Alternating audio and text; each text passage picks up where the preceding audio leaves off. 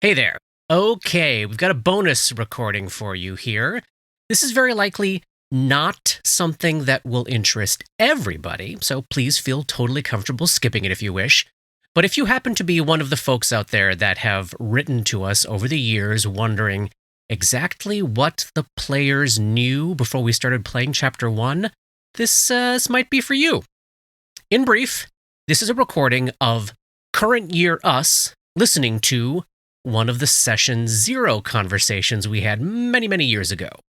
We recorded it thinking we would release it, but it ended up feeling a little dry, a little spoilery, so we didn't. But the night that we finished recording Chapter 150 Part 2, I pulled it out and played it for the gang, and we had a great time listening back and reminiscing, all while the mics were still on. So yeah, our commentary is definitely in the, oh, remember that kind of vein.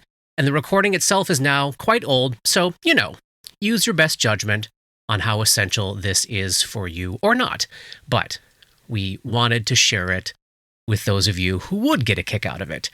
And if you do listen, you might also enjoy returning to Chapter 2 again afterwards and hearing how what little information I gave to the players ended up playing out in real time. All right, here it is.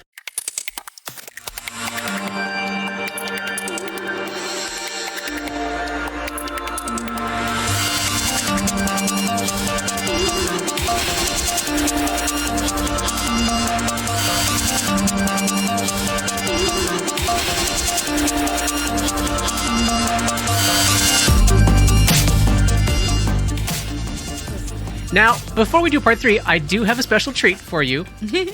The only question in my mind is when the audience hears what we're about to do. I think now is the right time for us to do this, but I'll be interested in your opinions on whether or not I wait till the act is over. Now that I say it out loud, maybe afterwards is best, but you let me know. Anyhow, here is what this special treat is about to be. Welcome to Dark Nexus. Thanks for joining us. My name is Rob. I'm the Game Master, or GM, for this campaign.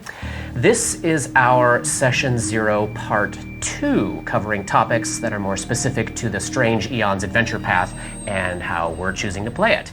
So on January 5th, 2020, 5.5 years ago, we sat down in Katie's dining room for the first time in front of mics. None of you have ever heard this playback before. And I'm guessing you all probably barely even remember it. I only do because I've had it to listen to on and off over the years. And there are some one-on-one sections that the rest of you have literally never heard. One of the pieces of absolute magic in the fact that we have this entire campaign on tape, is that this thing that we do that's always been so ephemeral, this whole thing can be relived, and things that we have long forgotten can be re-experienced. Oh my God.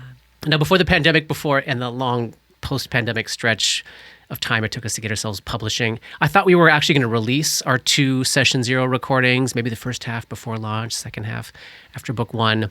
But, I grew less and less sure of the wisdom of doing that the longer time went on. And the more I saw how our decision to keep so much of the level of mystery at first in your classes and a bunch of the crunch of the mechanics and stuff, how we doled all that stuff out super duper slowly. I just, I got to thinking that having one of the first things an audience heard from us was this dry conversation about rules, like, bad idea. But when it came to this specific recording, I eventually realized, like, no, none of this can be heard before this moment. Oh my God. But I think, and you tell me if I'm right, I think it would be a fun between acts bonus ep for the listeners that have made it this far with us. Either way, I'm feeling a little bit maudlin as we hit this outlandishly huge milestone in the adventure and just wanted to hang for a little bit and hear a blast from the past with you. Oh my God. All right, you ready? Yes. Here we go. Agreements about general Pathfinder issues, how we play at the table. But let's reintroduce ourselves in case anyone's starting here, and we'll jump right in. All right, besides me, we've got 4 players. I'm Katie. I'm Paul. I'm Robert. And I'm Johnny. And here we go. So this is the stuff I wanted to discuss that's less about how we play Pathfinder and more about how we'll be playing Strange Eons. So the first topic is backstories. So we've agreed. Do any of you remember this consciously? I remember some of it. Some of it? Vaguely. I don't remember what happens next, but I remember It's Some of I them. remember having this conversation. Yeah. I don't remember the content of the conversation. fun. So we've agreed that you will start with a character that has a life history you know nothing about, and that I'm responsible for outlining all that's happened in their past. Thank you to each and every one of you for agreeing to this. You're it's welcome. a very unusual way to start a campaign. Indeed. And it could, depending on the player, feel like you were being robbed of some of your control over your character. So here's how I see this bargain working, and some promises that I want to make to the four of you. Number one, so the way we've agreed to do this robs you of control over who your character was, but has no bearing on who you will choose to be. My intent is to follow your lead as you develop these characters in the circumstances in which they find themselves, and I'll do my best to help you tell the stories that you want to tell with who they are now, as you discover for yourself even what that means.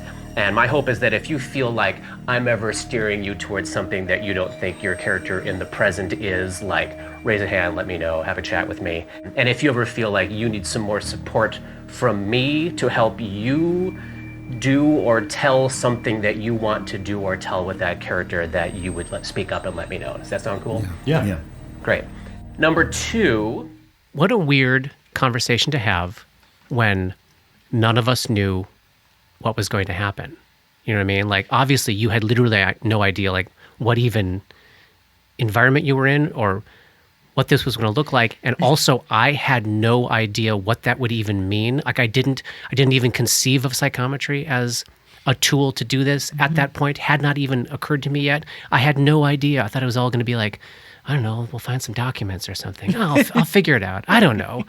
I can't find out. conceive of a time before we Knew? knew we were in Briarstone. Right. Like, You had no fucking I can't clue. imagine not knowing what was going to happen. Of course, that's not what happens right at the top when we Right. started playing. We were in that dream place. Yeah.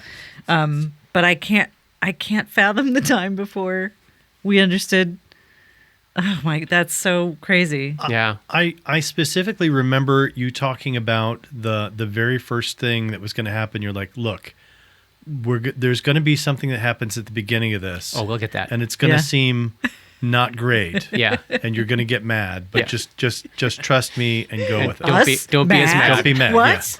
Yeah. And I remember this whole thing and just being like, well, this is just like a giant leap of faith of like having fun with Yeah. my friends and artistic collaborators and being like, well, we got each other. Like, Yeah. I'm not worried about that. Great. It'll be fun. It'll be awesome. I don't know what it'll be, but it'll be fun and it'll be awesome. Sure, I agree. Yes. I don't know what I'm saying or what I'm talking about, but yeah, why not? I trust it. I trust it. I trust you. Yeah. Oh, great. I trust you and I trust everybody at the table. Number two, I'll be outlining both the broad strokes of your character's background, like where they were born, where they moved to, how they got to where they are, and some very specific actions that they've taken before the campaign starts. Now, these are all plot-specific things. You have no control over them. They have happened. They are real, whether you like them or not, whether they fit your view of your character or not. My intent in doing this is to give you as players the actual experience that your characters would be having in this circumstance, to put you on the same journey of discovery that they're going to be on, and to have things be as much of a surprise, good or bad, to you as it is to your character when you find out who you were. My hope is that you will embrace and whatever comes your way and run with it. You know, we always say boundaries and restrictions are good for creativity and give you something to push against. I hope it'll feel that way to you. My promise, though, is I'm going to leave swaths of your life unwritten, so that when we get to the point where you get your memories back, you can take ownership for fleshing out all the pieces and the holes that I've left empty. So, for example, I may have decided that your character was born in Chicago, moved to Colorado for a chunk of time in their 20s, and then ended up in Seattle in their 30s, where they did a bunch of very specific things before becoming an amnesiac. I will plant some story hooks about what life in Chicago may have been like. Maybe I'll decide absolutely nothing about what happened in Colorado, except that's where you lost a toe. And I'll know nothing, for example, about like where you may have gone between Colorado and Seattle. So I'm going to leave that kind of stuff for you to fill in. What game are we playing? I have to know what happened to the toe. I'm curious, just for my own like organization mentally on what we're about to experience. Like, there seems to be, in the way that you're presenting this, a like point where everything that we didn't know, we suddenly know. And I was wondering if it's more like, is there... And this is the stuff where I was like, oh, I can't have this be front-loaded into people's experience of this, that there is going to be. Yeah. Even though I felt like 5 years ago, I had to tell you all, down the road, we're going to get to that point, knowing that years would pass and hopefully you wouldn't be like focused on that. But I was like, for people just like to know this is going to happen at some point, I was like, I don't think I was wondering if it's more like, is there a path to discovering bits and pieces, or if this is just a body of knowledge that suddenly our brains are filled with? Oh, yeah, that's a good question. That's an awesome question. Is there like a game mechanic for it in this game? So there is an existing mechanic in the adventure path for you to get the totality of your memories back. And that point does not come early. Like, we're talking book 3 before we even hit that point. But to your question, Paul, part of what happens on the path to get to that point where this magical plot device gives you your memories back is you will be able to discover either the aftermath of, evidence of, witnesses to the things that you've done in the past. So you should consider it sort of an ongoing investigation that will result in full disclosure of everything, but that I'm going to be laying out things for you to discover about yourself as you go along. Does that answer that question, Paul? Yeah, totally. Thanks, Rob. I think that, it's exciting for us to go through that sort of experience of discovering the adventure of who our characters are while we're going through this sort of conflict, whatever that is. Whatever it may be. And that's the hope. And also, too, to like, start rubbing up against your idea of who you think you are now as you try to decide, wait, who might I have been? And is that something I want to strive for, or is that something I want to leave behind? It may be very different in all 4 of your cases. I hope it is a little bit for all of you. But we will actually, I don't even know who you guys are yet until we start playing, so we will find out. Anything else on that set of agreements? No, that's awesome. Great. Thanks, Rob. So memory, one more thing about memory. So as you know, you're going to start with no memory, but obviously your characters need to be able to function as Pathfinder characters and like cast spells, make knowledge checks, and so forth. So here's the way I'm thinking of memory working as we get rolling, so we can kind of help each other check in on, does that make sense? Is that consistent with how we're playing? So what's been stripped of you is the specific knowledge about yourself and your own life. You simply do not have access to that information. The closer it is to you, the less you know it. However, as you start to come out of this haze, I can see knowledge of general information, things that aren't particular or specific to you, coming back much more quickly as you move forward. So like, you'll never succeed at a knowledge local check about yourself, but you could make a knowledge arcana check and remember all sorts of crazy stuff about dragons. You have no idea why you know that, you have no idea where you learned that, but yeah, dragons have nothing to do with me, and it seems like this is what I know about them. And so, as we get further along, further away from the start of this, that's how I'm kind of seeing this play out. Does that make sense? That was the piece that it was so hard at first, just figuring out how do we make sense of not having memory or experience, but still knowing things. And then you can probably hear me struggling at various points with like, God, that's such a great question. And I wanna reward the thought, but I can't really give any information, but I need to give some information. Like that was the part that always felt super squishy to me going through this. Well, I mean, I felt like you definitely rewarded us in those moments where we'd have thoughts about stuff where even if you couldn't give us the information, you could go, well, there's a hole right there where there's not information that you should have some. I'm glad I felt that way. I was trying to, and I anytime I hit a point where I was like, oh God, I don't know what to do. That's a great thing. I tried to say something at least, to just at least reward, because also too, as you're far enough along that you can go back and hear yourselves coming up with brilliant ideas that now or 100% wrong. But as I'm listening to those at the time, I'm also like, but the fact that they're digging into these and thinking so hard about these does need to be rewarded, Maybe I can't give a yes or no to a specific question, but, maybe it leads somewhere or it indicates a hole or something. Yeah. We hypnotized Ray. Oh, yeah. Oh, yeah. Yes. Oh, my God. Yeah, that sixth episode was a lot of discovery in 1 hour of our lives. we learned a lot. That's how I'm kind of seeing this play out. Does that make sense? It does. Yeah. It's like we're all Jason Bourne. Yeah, exactly. Perfect. Then, let's talk a little bit about content. I just have to say real quick, while we were listening to this beginning thing, I was going, man, it's so funny. I haven't thought about this, but it's like we're all Jason Bourne. Yeah. It's very funny that past Johnny had that same thought. When I re-listen to old episodes, that happens to me a lot. Yeah, where we're like, right before I say something on I'll have the thing, the thought. I say it out loud to my computer. Yeah. There are parts of this adventure path that are more in the vein of a traditional swords and sorcery D&D campaign. But as you know, big swaths of it are designed as a horror story. Different kinds of horror stories too, in some different genres. Now, I've never, ever run a campaign like this, so I'll be figuring out what that means and how to do it as we go.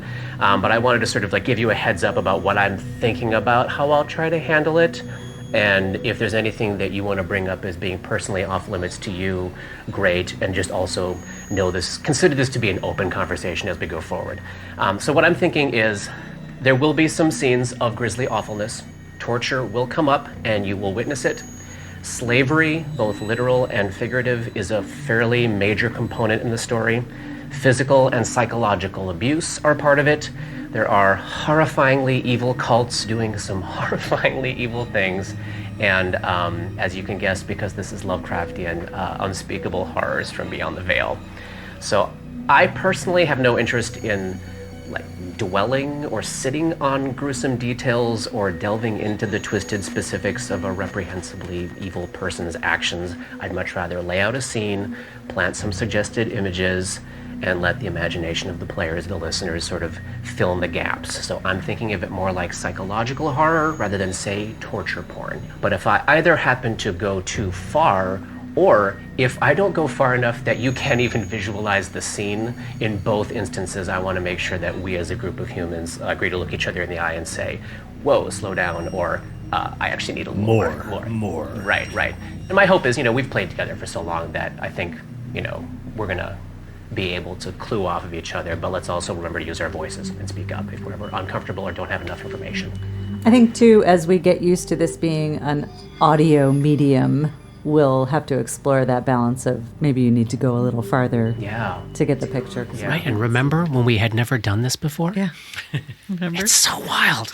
It's so wild. And, we're always learning things and figuring things out and changing our minds about things and discovering things, but still, to listen back to that and go oh, Rob, you don't even know what you don't even know what you don't know what you're talking about. Yeah. Yeah. We'll have to explore that balance of maybe you need to go a little farther to get the picture because we can't see what's happening. Yeah. Awesome point, Katie. Thanks, Johnny. We touched on this a little before, but I want to also say, I have no interest in getting involved in the depiction of sexual assault or the depiction of violence against children. This is a world where those things happen like they do in the real world. We will very likely hear about them and understand them to have happened or encounter their aftermath, but they're not things I want to role play. So you may meet the ghost of a dead child and understand they died in a horrible way, or maybe you'll be protecting a plucky band of kids and a giant monster scoops its tentacles out of the fog and hauls it off where it presumably gets mauled and destroyed off screen, but we're not going to put ourselves in a situation where we do that to a child or we watch that happen to a child. Yep. The only Except where the nose of my character gets bitten off. I know. You chose to play a child. I know. Which was, again, So wild. Literally made those decisions, and then somewhere in there, I forgot. And then I was like, oh no, this is not what Right, I but we want to do. were also testing boundaries too, Yeah. right? What are we comfortable with? And you were fine for quite some time, and then you were just I don't feel great about this. And I was I think it's, kids being at the center of a thing, I think it's actually totally fine. And you're I just don't feel great about it. And I'm okay, fair enough. And trying to talk about I didn't even know what the storyline with Daria would end up being, except like I knew there was a dead little girl. I mean, you are not going to do violence to children, but we're going to talk about violence happening to children. I mean, that's just a big part of the story. So to try to find a way to talk about it without talking about it was and also the amount of trauma that gets inflicted on everybody in this thing. Yeah. The amount of violence that gets inflicted on everybody that then gets turned around and put on somebody else, and then turned around and put on somebody else. And it's a lot. It's a lot. Where we understand it's something that has happened in the past and is not something that you as players have agency about having caused. And again, we'll keep it very limited and minimal. Great, thank you. Does that make sense? Yep. Anything else feel off limits in that realm there? I don't like snakes. Snakes. But you also like talking about how you don't like snakes. I know. So I actually I'm going love to cover snakes. you in snakes. But if it's ever like too many Katie snakes, covered in snakes. Yeah. I think if we push the boundary of how many snakes is too many snakes, we're doing okay. Okay. You might be getting to this, but I think it brings up again for me, like, what's the overall tone here? What are we going for? Is this an educational podcast? We're teaching how to play the game, in which case we are really clear about steps and what's happening, and we need to like go back and clarify the mechanics of the game. Are we introducing the game as something that's fun and social, so we can still have that sort of lighthearted social tone? We can make jokes. We can maybe not take the game so seriously at all points. I mean, the way that we normally play feels like it's on target with what we want to do, but Sure, Paul. I feel like we want to make sure that what is fun about the game and why we keep coming back to it, the social component and the shared storytelling, is highlighted. So we never want it to be more about the rules or more about the story than about the joy of telling the story together. I think there are moments where in this kind of gaming versus what we usually do, like if a scene is happening, we do all stop and we focus on that scene in a way that we don't necessarily always feel the need to when we're playing socially, where if it's just like, you know, Katie encounters somebody in the elevator and wants to have a one-on-one conversation, then it might be like one person hangs in, the other person checks their phone, the other person tells a joke. Like that's the kind of stuff I think we don't want to do because we want to focus in on what's the story that the group is telling. But I don't think we want to lose sight of like, this is fun and we enjoy it. Yeah. Otherwise, we're not actually teaching anybody anything about how to have fun with this game. Right. And on that note about teaching, I think it's not like by episode 49, we're still saying, so when I make an attack roll, I add my blah, blah, you know, like we're being thoughtful about things that are new, that are coming up, that are complicated. It's fun to have a reference now when we make those kind of comments. Like anytime we do that, anytime was the festival. I know, yes, it totally was. I love that shit. Just being thoughtful about things that are new, that are coming up, that are complicated. And trying to make it feel a little more accessible than it might if you're just reading a rule book. But the focus on the story, I would think, is the priority over mentorship and education. well, and the good thing about that for me is, you know, after 12 years, I still don't Yeah, we really all know how do. to play. We're all in this exact same boat. Yeah. So let's never mention that on air, or no one will ever play this game. We want them to play the game. And I'm going to play devil's advocate and say I disagree, because I think that it's one of those things where that we obviously love this game enough that we want to keep playing it, even though we still have those. Yeah, those I would issues. say try to frame it in a way that embraces the complexity and what that brings, as opposed to something like, we don't want to talk about 5th edition on this game, but like having all these rules and having all these feats and options for us makes us able to build the exact character that we want to play. The cost of that is some complexity and having to remember rules that are a little obscure, that we don't use very often.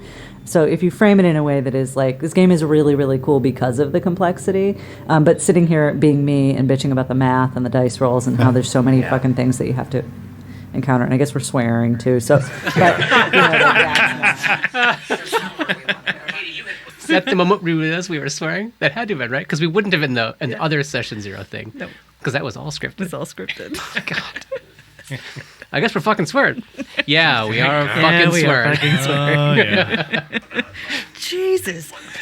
that's not where we want to go. Katie, you had pointed it one way too about like one thing that does happen in this game is you really do only have to know what your character Yeah. does and is good at, which is a thing that we can also talk about too, where like, say, Paul, you just get overwhelmed with something that Johnny is doing, like you don't have to actually worry about it. And you can talk about how cool it is that like the way you build your character, you know the 5 things that you do or Right. whatever, you know, like that's kind of stuff that can be encouraging on that point. I think importantly too, we're taking one big break in an aggressive recording schedule. Yeah. So at the beginning of that return from that month. Oh my God. Right. We were going to take a pause for half of March and all of April and finish the book off in May. Oh, you Was the pause COVID, or Yeah. were we taking a summer pause No. for another reason? The pause was because I went out of town for a Yeah, gig. it was another reason. It wasn't COVID. But and when I went out of town for a gig, COVID started. Oh, right. That's when we all need to be doing homework to remember how we play this game, to remember how our character works. But in general, it's going to be easier on Thursday to remember how your guy works from playing on Sunday than it normally is for us, since we go ages between playing particular characters socially. Great. And then, like, one last thing on that, let's just remember the mantra of say it out loud. If your character is thinking something, engaged in a question, pondering, should I go here or there, say that out loud, because it's always, it's fodder for the story. And character voice if we're talking to someone, but other than that, That's what I we're think. people, Yeah. like we Oh generally yeah, play. Yeah. We're people. We're people. Yes, we're people first, character second. But normally we lean heavily into, well, I go up to the guard and I feed him some bullshit story about blah blah blah blah blah. We want to try to role play that more than we The bullshit normally. story. Yeah. Yeah. Yeah. And I feel like I've been trying this last year to be more mindful Yes, for you myself have, about for sure. saying like, okay, so what do you say in moments where we may have in the past Yeah. just kind of blown through something just as an exercise We to keep get used to. ourselves on the hook. Yeah. Cool. And if like you really think something interesting is going to happen there, and I'm like we got to move forward here. Like also know like maybe that NPC has nothing to contribute whatsoever, Yeah, and I'm maybe like don't press something every so fucking interesting is button about like to we happen all if you do. just keep moving forward. I'm Rob going to is try to giving us avoid the doing wave that. ahead. Yes. It's Saying go. nothing's happening here. Get off. Okay, let's Johnny, that Let's- was for you. let's talk about session 1. So I'm going to record this. I don't think it'll, in any circumstance, make it into the initial release, but I do think it would be fun for people to listen to down the road, maybe after the first season or after the third season. We'll see, just so they know what you knew when we started. This is like B-sides. Okay, so session 1. Without specific spoilers, I want to give you a bit of an understanding of about what to expect, just so we can make sure that this very, very weird. And start there's a of the whole campaign- half page in that first book about how to talk to your players, about the way this thing starts. Because, 90% of gamers' response would be, fuck you. I just died before I even did a thing. Oh, okay, no, I'm here. I have no fucking equipment. Fuck you. It's just like, This is miserable. I know. It's like it does require a little setup. And we were all like, yeah, okay. Sure. I don't know what you're talking about. Yeah, Sounds great. good. understanding of about what to expect, just so we can make sure that this very, very weird start of the campaign goes off without a hitch while we're on mic, and we'll never again be able to experience this first session ever again. So first of all, there's going to be a prologue, and that's going to be almost entirely me. It's story time with Uncle Buttons. It's going to let it serve as a bridge from the real world to the world of the game. You will have a couple of scripted lines, but you'll get them in the moment. I'll actually be like, turn on your page and read that, and I'll point to you. You have some text, but it's mostly going to be me. Then the story will start with chapter 1 for your characters, and I'm imagining hopefully today we get through 2 encounters. They're both going to be disturbing in different ways, and expect them to generate some legitimate feelings of what the fuck in you. And maybe even, this is total bullshit. Totally unfair. Now, my challenge to you is I want to ask you to trust me and the writer of the adventure and give into those feelings as part of the experience. And those are your circumstances. What would you do? So if you find yourself feeling frustrated, or you find yourself suddenly turning into one of those people who's just like, I can't, no, I'm sorry, no, I needed to have the blah, blah, blah that I expected my character to have. You may just not have it. Just like roll with that and know that the way this goes will not be the entirety of the campaign, and it's heading towards something, okay? Oh, God. I don't know what's going to happen. So, just a few things about session 1, some agreements.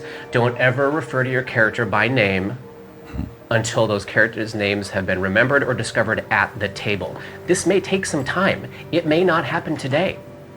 So refer to your character as my character, or I, or me, or other characters as the elven woman or Paul's character, or whatever. Keep that mystery alive until the story reveals it. And this is going to be hard for all of us, because obviously you know your name and I know your name, but let's try not to say it. We've talked about this a little bit before, but don't... Well, quick question. Yeah. What we think our name is might not be our name. That's correct, right? Correct. Okay.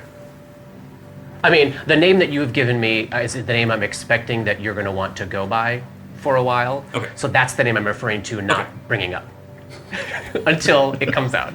Got it. Don't refer to your character's class until we reach the point where that feels natural, which I'm thinking is probably after the first 2 encounters.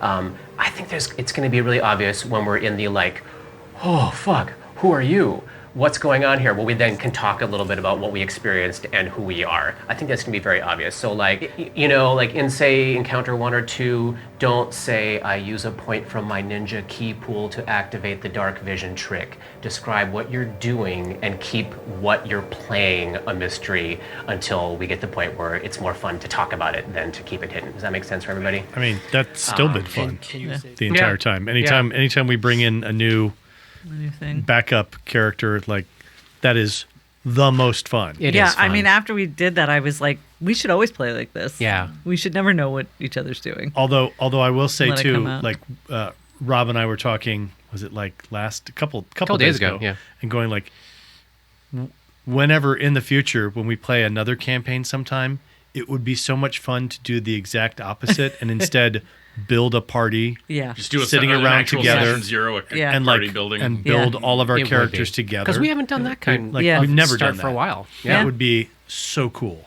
Yeah. Well, we sort of That's did right. that with the video game campaign that Yeah, then yeah. became Spider Queen. Yeah. Like we were just kind of like sitting on the floor there, and Yeah. we kind of like, oh, I'll play this, I'll play that, I'll play that. But we haven't really. It's been a long time. But like create one where like we all have our relation, like Yeah. doing all that Yep. stuff Yeah. at the We all same know time. That would be really How fun. we know each other. and- Yeah. Can you say things?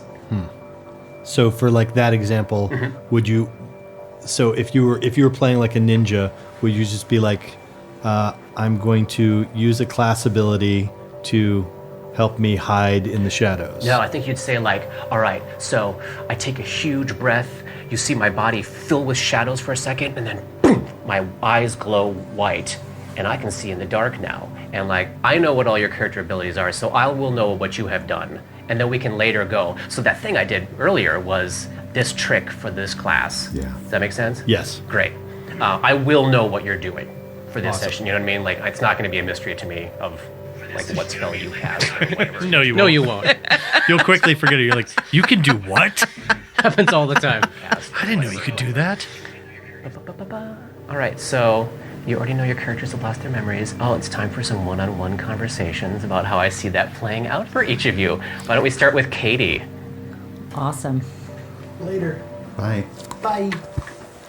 Okay, so Katie. I'm giving everybody a single word or a short phrase that has lingered in their subconscious. Think of this like a final instruction or mandate or direction you were given before whatever happened to rob you of your memories happened. And Katie, yours is remember. Remember. I'm going to ask you to say it at a point or two in the prologue, and you'll have a script for that. I may even ask you to use some different voices just to keep things weird. Okay. I'm also asking everyone to think of it as a starting point for how Not their to differentiate characters between Tima and initially- Dora at all. I think I have to say the same thing to you too, because I was like, "Yeah, give me another voice for this thing," which and then ends up becoming later your Roni voice. It's so fun. Point for how their characters initially deal with and respond to the situation. Again, it's like something burned into your subconscious, still lingering. In the early moments, after we survive or don't, the first two encounters and we start moving into you all taking charge over the direction of the story, think about Dora being filled with an impulse to figure shit out, solve the puzzle, remember what happened. You can take that feeling and decide that Dora runs with it. You can take it, decide she rejects it or pushes against it. I think I know what you might do. I'm going to push against it.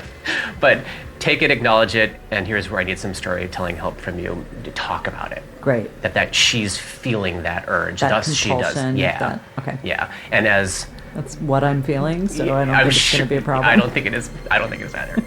Next, names. I'm having to talk to everybody separately about whether or not they remember their own names. It's very different for everybody. Your situation is this. Because of your mandate to remember, you actually get to come to knowing that your name is Dora. And I think you even have a sense of who you want to be, what you want to be like as a character, like as much as Katie knows currently. Sure. Like, I think I'm neutral good, I think I'm kind, and whatever. Everybody does not have this kind of knowledge, just so you know. That will be a thing that is special for you. But it would be, I guess I'll figure that out in the moment, but it would be not unheard of for her to assume everybody is waking up with the same impulses knowledge that she is. I think so. Great. I think so. When the time comes. Whatever. Literally. Whatever. Stupid question. Yeah, we'll see when we get there, won't we? We sure will. This is just like being a director. Absolutely. Yeah, That's yeah, totally try your it. motivation. Totally valid choice. Try it. Mm-hmm. And then we'll talk about it. Show after me. Yeah, show me. When the time comes where Dora is prompted to ponder what the name of Paul's character might be, she should think hard and be fairly certain that it might be Braden. But she doesn't know that till she's put into a situation where she has to like interrogate that. Does that make sense? Like she doesn't come Sure. to see him and go, oh, that's Braden. Right. It's only if she's We're pondering the issue. yeah. You have the same thing going on with Robert's character, but in his case, you think he's called Rip, and you're not so sure about that. Okay. Okay. You should have absolutely no clue who Johnny's character is, what his name is, or anything about him until something very specific happens. I'm going to try to be as vague and specific here as possible. Fantastic. Y'all will find some items. There will be initials on them. 2 items have the same set of initials. Did you all know this? No. Named by different people? No, this is going to be fun for you because they knew almost nothing compared to what you knew. Wow. And as you listen to that second chapter, Yeah. you know, Yeah. it's really everybody's going like, wait, how do you know? Yeah. Like, what do you know? But I didn't. Yeah, I thought you didn't know. everybody You had thought everybody stuff was in the they same knew. boat. Yeah. Which was so funny. So when Johnny was like, "Yeah, I'm," Stony. well, I knew you were looking at the walls for that one, but everything he said, I was just like, well, he might. I mean, he might know that That maybe because yeah. I knew all this shit. 2 items have the same set of initials on them. They will be claimed by different people. One of those people will very likely be Johnny.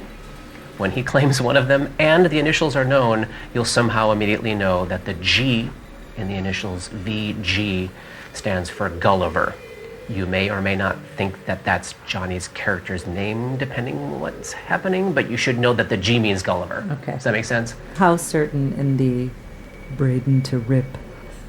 Oh, certain. Yeah, absolutely. Great.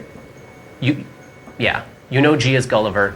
You just don't. Johnny's I just relation don't know to what it may means. be more amorphous. Great. That's so much fun. Next is Tima. So my thinking about Tima is that she's in the same boat as Dora because they're sharing a body.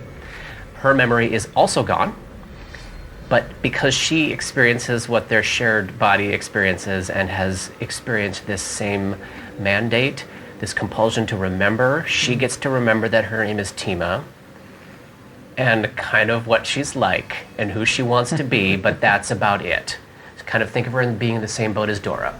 But she's for sure going to respond to it differently than Yes. Dora does. Oh, Okay. yes. So the more extreme I can make that. Yes. Okay. And I think it would be great if Tima's name doesn't come up at first. Yeah. Reveal it or not as you see fit. There is one moment where I think you will have a big decision about I either reveal this information here or I don't, and you'll know it. And that can happen session 1 or that can happen session 5. Great. We've already discussed that 5. What? Oh, is or that maybe the records 23. room? The records room. 5. Yeah. What the fuck am I talking about? 5. God. What did was you after think the we were break. gonna do? Just I had- walk upstairs and kill 3 doppelgangers? I had no idea how long any of this was going to take. I mean, because like I could not have anticipated But like session at a table, 2, session 3-hour 2, where games. literally nothing happens except you put clothes on. Yeah.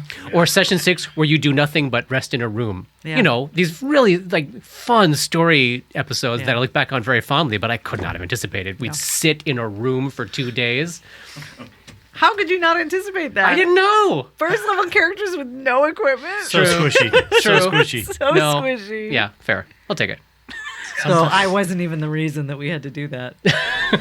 We've already discussed that Dora is not aware of Tima, right? As we start, Right. I'm going to follow your lead on that. We've had some conversations. I don't know how this will play out, but I think we will both find out together. And I don't really either. I have some internal guidelines for when I think it would be revealed. yeah, When is and it we revealed? did discuss, I think that Like after we killed Dr. Oath's day, First time she comes out, I think so. with the Was that fight? barricade.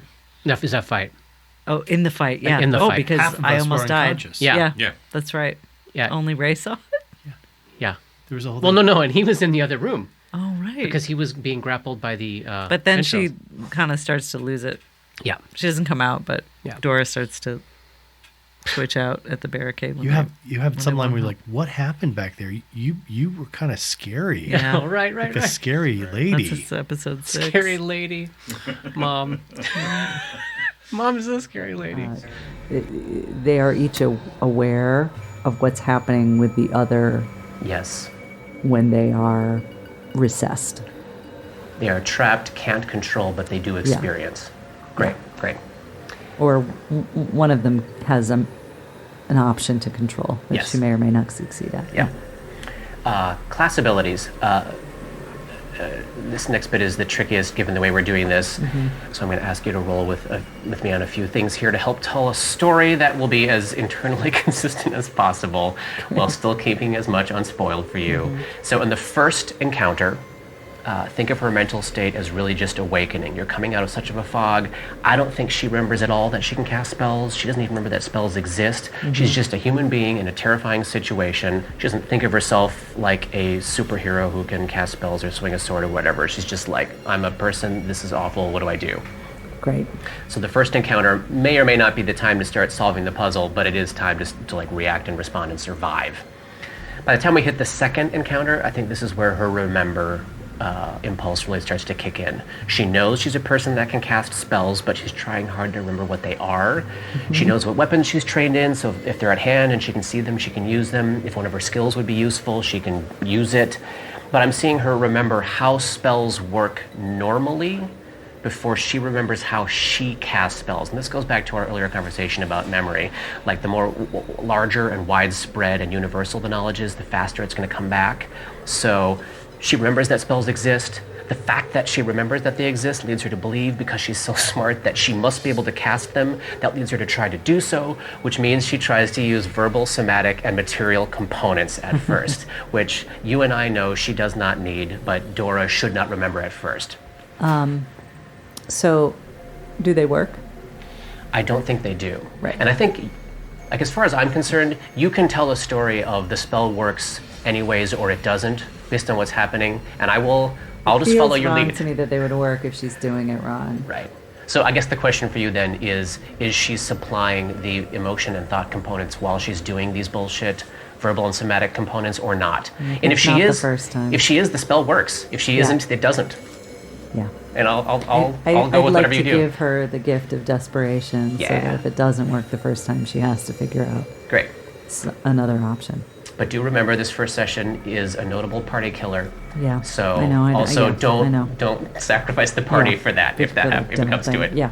And then you can make a role playing moment out of rediscovering that whenever it happens. A little cheat sheet for you. Let's see if I can actually get over to you. This should have everything covered. Okay. Oh, that's everything. Fantastic. Great. And then why don't you send Robert in? Will do. Great. Hello, Robert. Hello, Rob. So, I'm giving everybody a single word or a short phrase that has lingered in their subconscious. And I want you to think of this as like a final instruction or a mandate that you were given before whatever happened to rob you of your memories. Okay. Yours is destroy them. I'm going to ask you to say that at a point or two in the prologue. You'll have a script for that. But I'm also asking everyone to think about that as a starting point for how their characters initially deal with and respond to the situation. In the early moments after we survive or don't the first two encounters and we start moving into you all taking a little more charge of the direction of the story, think about Grip being filled with this impulse to lash out and get revenge on whoever did this to him. Now you can take that feeling and decide he runs with it, or you can take it and decides, fuck that, pushes against it. But the thing I want to ask you to do for storytelling purposes is talk about that impulse. Like, I'm feeling this urge, thus I do this, or thus I do that. Does that make sense? Yes. And like, I don't care what you do with that impulse once it's established, but that's it's kind of like whatever the given circumstances were, you're picking right back up at some certain moment, and that's what you were feeling. Do I have sense of who them is? No. Okay. That's the best part. Okay. So maybe it's the other players, maybe it's whatever else happening. You'll I trust you to figure out for yourself what might be fun to play with. Can do. You know, obviously, like, too much inter-party conflict is probably not super fun. Yeah, but if it turns out to be maybe kind of a little fun in the moment, like, run with it and play with it, you know. Okay. So next is names. I'm having to talk with everybody separately about whether they remember their own names. It's very different for everyone. Here's your situation. You don't have any clue on any level who you are or who the other people are that you are with. They are complete strangers, all of them. Never seen them in your life. At some point, a name will be suggested as possibly being yours. It's going to be close, but it's not going to be right. Okay. But let it trigger you into maybe playing around with it, stumbling onto Grip in response to that. So like you. So I don't wake up with Grip in my head. No. Okay. But as soon as somebody says something that feels close, then it's like, oh crap, yes, okay, it's coming back to me now. Okay. Class abilities. This part's tricky with the way we're doing this, so I'm asking everybody to roll with a few things for these first two encounters. In the first encounter, think of his mental state as really just awakening. You're coming out of such a fog. I don't think he remembers his advanced combat training at all. I think he's just a person in a terrifying situation. He's not aware that he's a superhero. Okay. Does that make sense? So like, what would a person who doesn't know they can punch through a wall do in this circumstance? Where it gets different is in the second encounter, and that sort of destroy them impulse like really starts kicking in.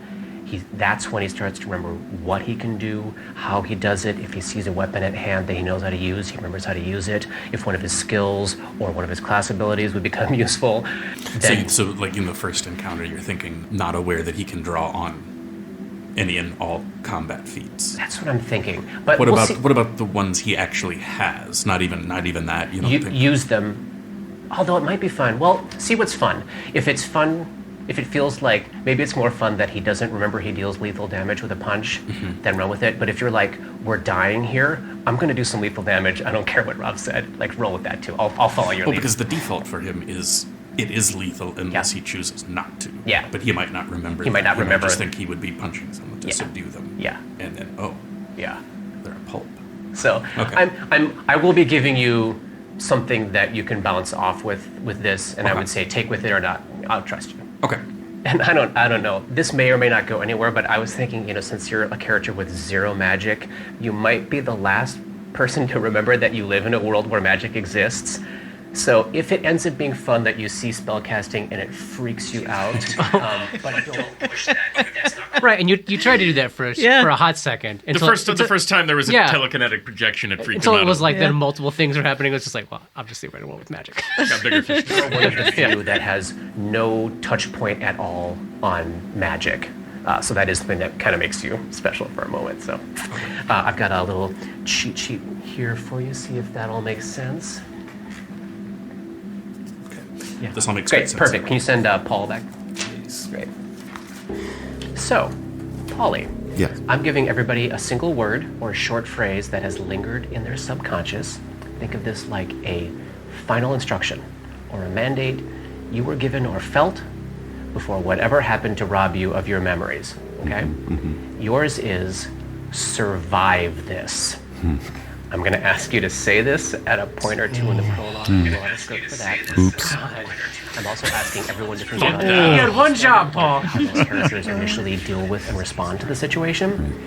So it's like something burned into your subconscious, and in those early moments after we survive or don't the first two encounters, and we start moving into you all taking charge over the direction of the story, think about Ray being filled with an initial impulse to survive and protect himself. Got it.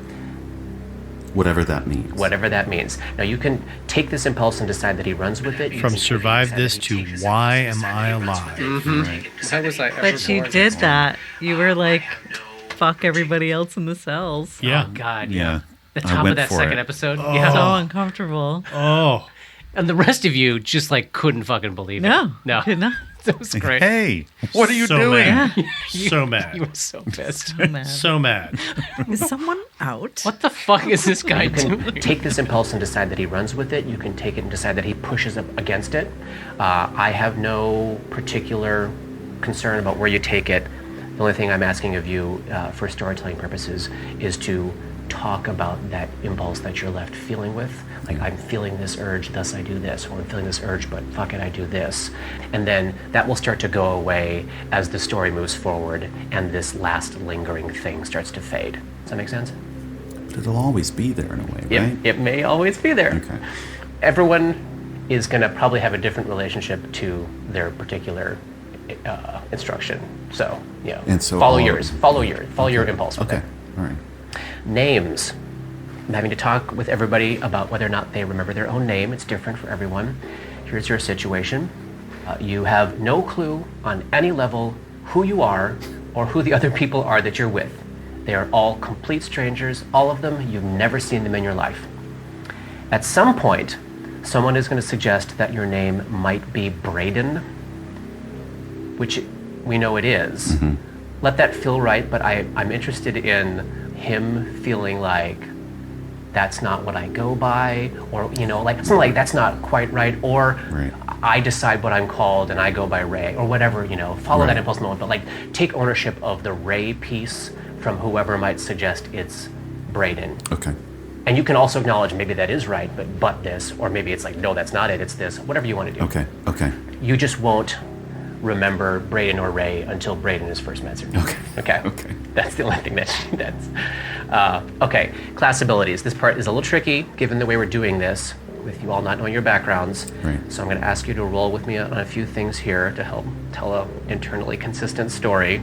I'm going to try to keep things as unspoiled as possible so you can experience it as it happens, but I want to ask a couple things of you, okay? Yeah. So in the first encounter, think of his mental state as really just awakening. You're coming out of a fog.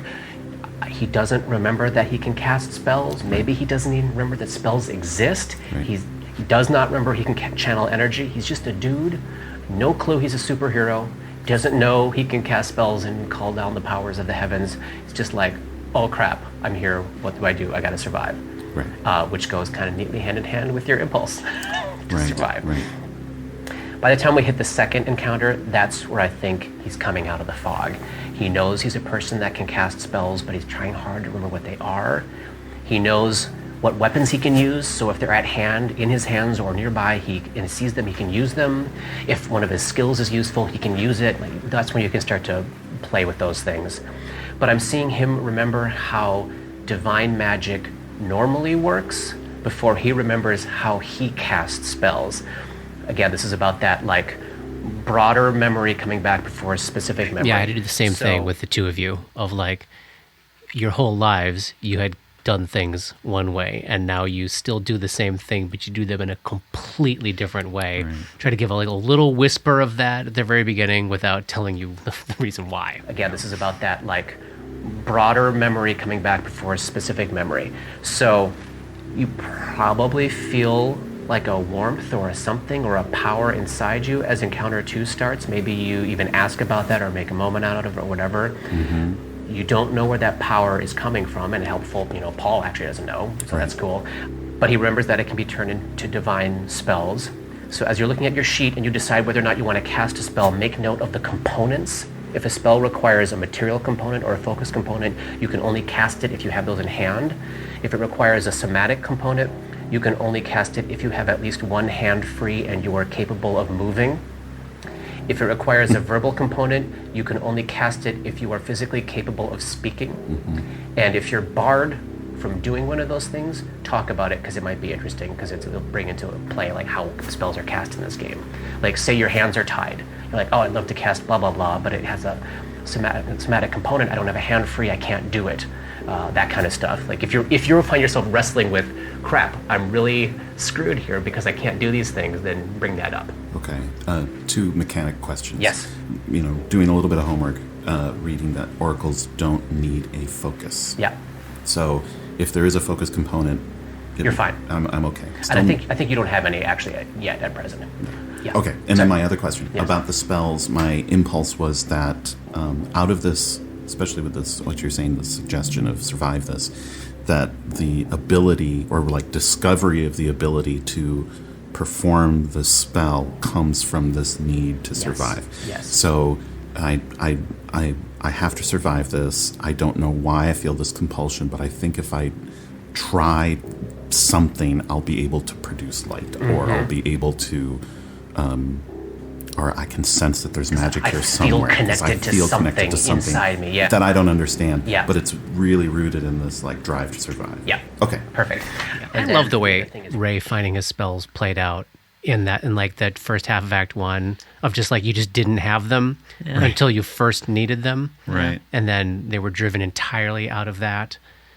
Out of this very different impulse on the way Dora was finding hers, which is just about experimentation and that kind of stuff. But it was just like, we did that in that Eberron campaign, remember? Yeah, yeah. The Church of the Silver Flame, and you actually picked all my spells, and and it was like I just got them when I needed them because that was the nature of being chosen that way. Oh, I've totally forgot about that. Yeah, I loved that. And then the other thing is channeling. So oracles are just very rare in a world where most divine casters are clerics, and like 99% of the people that can channel energy are clerics, and they have to strongly present their deity's holy symbol with one hand. Oracles do not, because over half the time they don't even actually follow a god, they just pull on universal energies. Now, obviously you know that Ray doesn't need a holy symbol to channel, but going back to the general before specific information, start out thinking that maybe he can't channel if he doesn't have a holy symbol to present. All right, so this is what you were saying about the divine magic piece. Yes. So on a meta level, I understand what that means in the book, but in the world, there's general knowledge of what divine magic is. Yeah. Like you go to a cleric if you want to be healed. Yes, and if like a horde of skeletons is attacking the town, you would have at one point in your life, most kids would have like seen the cleric step forward and hold the holy symbol out and cause them all to crumble into dust. Like that is not a common occurrence, but common enough that that's general knowledge. Right. And so that's why you're thinking of yourself. Like, oh, I might have this power. I can cast divine spells. Maybe I'm a cleric. Do I have a holy symbol? If you do, I need it to do this. If you don't, oh crap. Here's a furnace filled with 20. But then find a moment for whenever the first time that you do channel, let that be a discovery. Right. Does that make sense? Right. So there's that self-doubt, like I don't know if I can do this thing because it doesn't fit within my definition of what that thing is. Yes.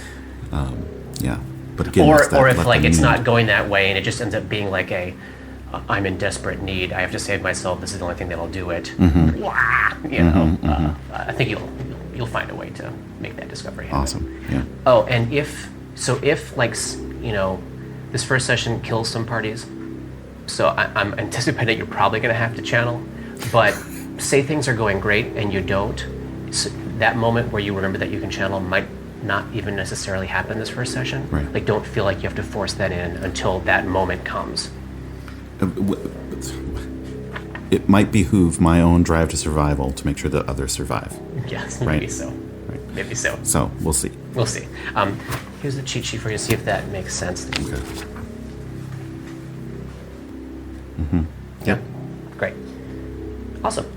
We'll send Johnny in. Okay. Thank you.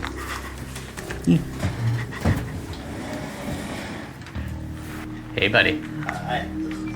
Okay, so Johnny, I'm giving Yes, everybody Rob. a single word or a short phrase that has lingered in their subconscious. Think of this like a final instruction or a mandate or a feeling that you were given before whatever happened The to rob last you of thing your that I memories. thought of or remembered or whatever. It just sticks in my head. And yours is hide yourself. I'm going to ask you to say this at a certain point or two in the prologue. You'll have a script for that. I may even ask you to use some different voices just to keep things weird. But I'm asking everyone to think of that phrase as a starting point for how their characters initially deal with and respond to the situation. And when we, in the early moments after we survive or don't, the first two encounters, and we start moving forward into you all taking charge of the direction of the story, think about Gulliver being filled with this impulse to hide, stay hidden, maybe wait till things pass. So you can take that feeling and decide he runs with it, or you can take it and say Do whatever I rejects want it. and be like, yes. it's like, no, I'm not going to. Exactly. Do whatever I want to do. All I'm asking is that to help with the storytelling component, that you bring up that he's feeling that thing, and then you can decide what he wants to do with it. Great. Great. Names. I'm having to talk with everybody separately about what they remember about their names. It's very different for everyone. Here's your situation. You don't have any clue on any level who you are or who the other people are that you're with. They are complete strangers, each and every one of them. But at some point, depending on how things go, someone may suggest that your name might be Gulliver. And that probably feels right, no matter how Feels weird. like as good as anything. Yeah, but no matter how weird the moment may be, when you hear that name, think about him wanting it. Wanting a name or wanting that name? Wanting that name. Got it. Got it. We'll get to some of that stuff here, and cool. you'll see where I'm going with this. So class abilities is tricky with how we're doing this, not knowing your backgrounds or what equipment you have. But I'm asking, like in the first encounter, think about his mental state as really just coming out of a fog. He doesn't remember at all that he can make infusions. Maybe he doesn't even remember that they exist. Think of him more like a person than a superhero. Yeah. Oh, yeah. Great. And the first encounter may be a great time to listen to that directive to hide, but whatever you do, just like survive as a person would, unless it stretches out for so long that you're like, I gotta use a class ability, fuck what Rob said, whatever, up to you. Well, I mean, my class abilities, unless there are things that present themselves, like that's very, like basically I'm about as right now as close to like a commoner as you could get, because my abilities don't actually allow me to do much of anything. Yes. You're gonna have fun with that. Yep. Always. Are you kidding me? By the time we hit the second encounter, this is where he's starting to come out of the fog, but I think he's really behind the ball. He's like really struggling to remember what his capabilities are. Like if he sees a weapon that he can use, he knows he can use it, that's cool. Like if you see a skill that would be useful, don't feel limited from trying to use it. But I think he doesn't remember about infusions until he actually finds his formula book. Okay. Like when he sees the object Then, and he then flips has, through right. it, it's like, oh my God, this I is know what this I do. means. I know what this is. Yeah. Got it. And obviously. Which makes total sense that literally, like, if you don't have, like, so, like, with an investigator, it's not like a sorcerer where it's inborn. It's like something that was studied and stuff. So, again, like, until there's an actual prompt, there would be no reason for me, like, I have to find a formula book and then because I can do something. Because I know that I do this thing. To be like, no, you just, like, again, like Jason Bourne, where you're like, I'm just a dude trying to survive, and then, hey, wait, I know Wing Chun. Yes, exactly. Got it. And obviously, he does not have his gun yet. Yep. He should not have any idea Don't even guns think exist. about it. Doesn't exist. It doesn't even exist till second level. We never are even going to use the word until second level. Great. And then we're not even going to use that word. We're going to use some other word. So, stuff, equipment. So you don't remember your own name or barely what you're capable of, but the one thing that has clung deeply in Gulliver, and I think this is where I think about how the name connects to this, what he remembers is what his stuff is. That's mine. For some reason, when you see a few certain things, you are going to know that they are yours, and you will not accept any argument to the contrary. Like, that's mine. Okay. So you're going to see a red leather belt with tons of small pouches, like a Renaissance superhero utility belt. You'll know it's yours. It's your alchemy crafting kit. Okay. You'll see a small red leather tome with your formulas in it. That's your formula book. Okay.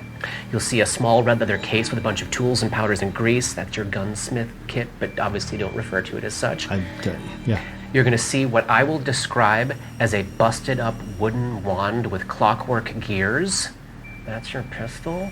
So you know it's yours. Just don't talk about what it is. Like you think it's an alchemical thing and you can make it work, or maybe you think it's a magical thing, you can make it work or whatever, but you know it's yours. And then you'll spend all level 1 trying to make it work.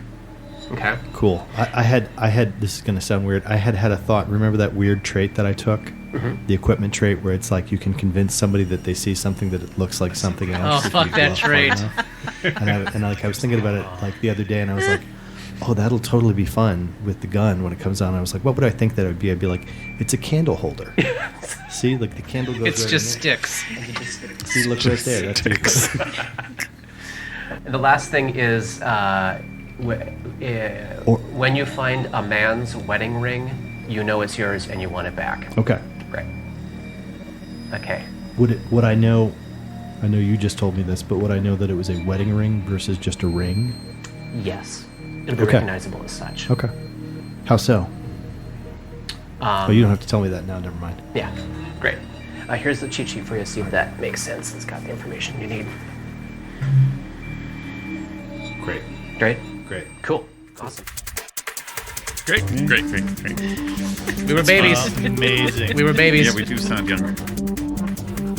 Dark Nexus is produced by Plug and Hum Productions. This podcast uses trademarks and/or copyrights owned by Paizo Incorporated, used under Paizo's fan content policy. This podcast is not published, endorsed, or specifically approved by Paizo. For more information about Paizo Inc. and Paizo products, please visit paizo.com. That's Paizo.com. Dark Nexus uses music and soundscapes by Syrinscape. Check them out at Syrinscape.com. That's Syrinscape.com. Opening and closing themes, along with additional music composed by Rob Kauzlaric. Artwork for Dark Nexus is by Matt Wahlquist. And thanks to DMCP, Richard and Ari, Paul and Shannon, Scotty, Jason, Jess, Joe, Chelsea, Matt, Dave, Derek, Darren, Michaela, J.H., the Biscuit Buddies, and everyone we've gamed with over the years for all the memories and inspiration. Hi. Who is it? Welcome to Dark Nexus. I'm sorry, we're out of that. Would you like a kitten?